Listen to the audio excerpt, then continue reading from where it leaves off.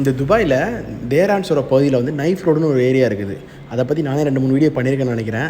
இப்போ last time கொஞ்சம் purchasing போயிருக்கும்போது ரோடெல்லாம் பெயிண்ட் பண்ணி வச்சுருந்தாங்க. பெயிண்ட் பண்ணி வச்சுட்டு மேலெல்லாம் பில்டிங் டு பில்டிங் இந்த துணியெல்லாம் கட்டி வச்சு கலர் துணியெல்லாம் கட்டி வச்சு ரொம்ப நல்லா இருந்துச்சு பார்க்கவே. குப்பை தொட்டி மகன் நல்லா பெயிண்ட் பண்ணி வச்சுருந்தாங்க. பார்க்கவே டிஃப்ரெண்ட்டாக இருந்துச்சு.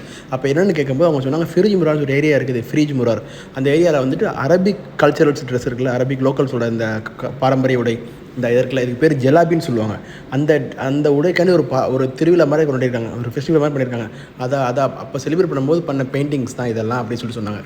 இந்த டெக்ஸ்டைல் ஷாப்லாம் தெரியுது பார்த்தீங்களா, இதுதாங்க அந்த துணி விற்கிற கடை. அப்புறம் எல்லா கடையிலையுமே கேட்டேன், பெர்மிஷன் கொடுக்கல. அப்போ கடைசியாக ஒரு கடையில் கேட்டு உள்ளே போய்ட்டு வீடியோ எடுத்தாங்க. பார்க்கவே ரொம்ப நல்லா இருந்துச்சு. உங்களுக்கும் பிடிக்கும் நம்புகிறேன். பிடிச்சா வீடியோ லைக் பண்ணிட்டு புதுசாக சேனலுக்கு வந்து சேனல் சப்ஸ்கிரைப் பண்ணிட்டு கண்டினியூ வீடியோ பாருங்கள். அப்புறம் இன்னொரு விஷயம், இந்த துணி இருக்குது பாருங்கள், இதோட ஸ்டார்டிங் ப்ரைஸ் இந்தியன் வேலைக்கு வந்துட்டு 7,000 ரூபா 8,000 ரூபா தான் ஆரம்பிக்குது. அதுதான் ரொம்ப சீப்பான ப்ரைஸு. ஹையஸ்ட் வந்து அது 1,00,000 ரூபா வரைக்கும் போகுது. அந்த